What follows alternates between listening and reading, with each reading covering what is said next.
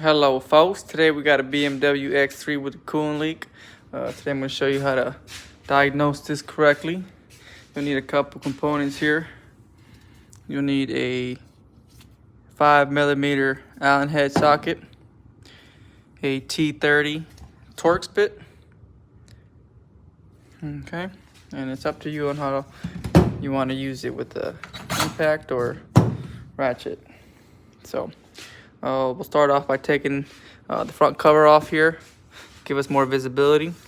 This was the Allen head. I already previously taken this off to speed up the video. There's two up front, and then there's two in the back. So I'm gonna set you down here for a second. You want to be careful with this because you don't want to break it, but it will slide out. You know what? Tell you what.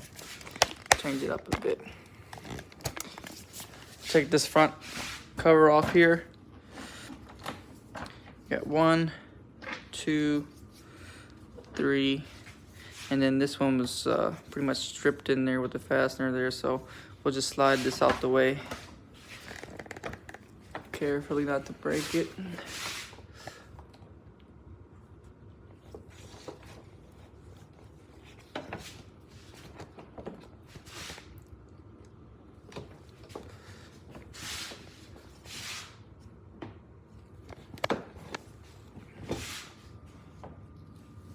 Okay, put your screws down nice and neat. And then to take this cover off here to get us more visibility, we have 1, 2, 3, 4 screws. Set those aside so you don't mix them up.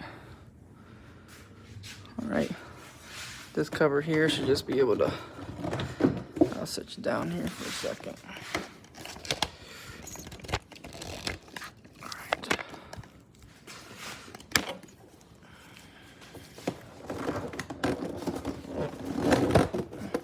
Just prop that off to the side. You should be able to wiggle this out.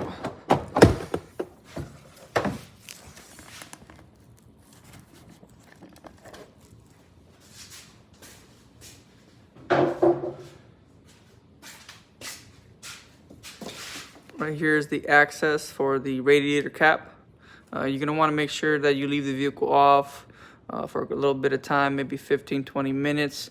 The more the better. You don't want to go ahead and burn yourself if this is straight hot off the road, okay? So we'll go ahead and take this off here. I don't know the pressure rating on this, so when we go to pressure test it, I'm just going to give it a little bit of pressure just to see what we can come up with as far as the leak goes. So I'll take this cover off here now to give me more visibility. Be careful not to break it, you just want to wiggle it on out, okay?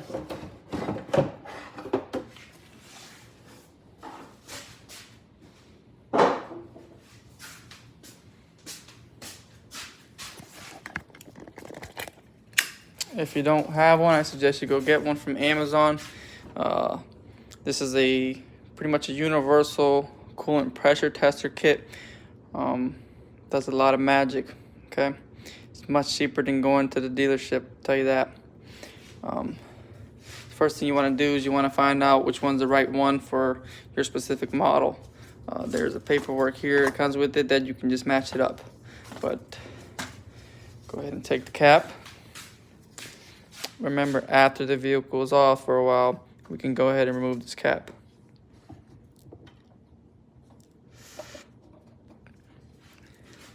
Make sure it's on there nice and correct because you don't want to cross thread it.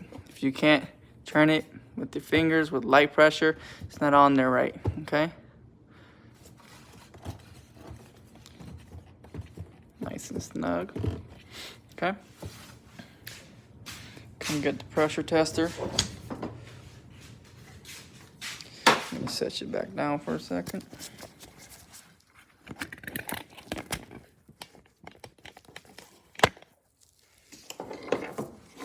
I don't know the pressure rating of this, so I'm just gonna put about, let's do 7 to 8 pounds of pressure at first and go from there. It should be enough to see your leak. Okay, let it sit.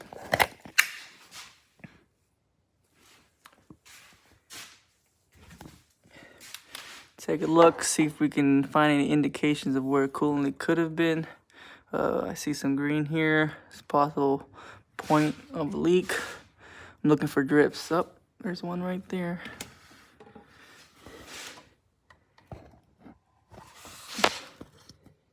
And I think we found it. But if you're at this point already, you're gonna wanna look around, see what else you can find. You don't wanna go changing this one seal here and then find out you got more work to do.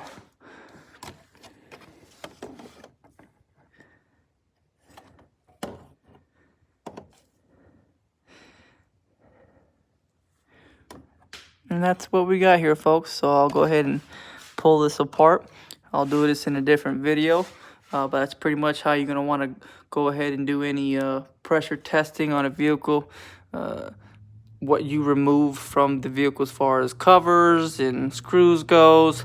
You really just maybe find another YouTube video specific to your model and go from there.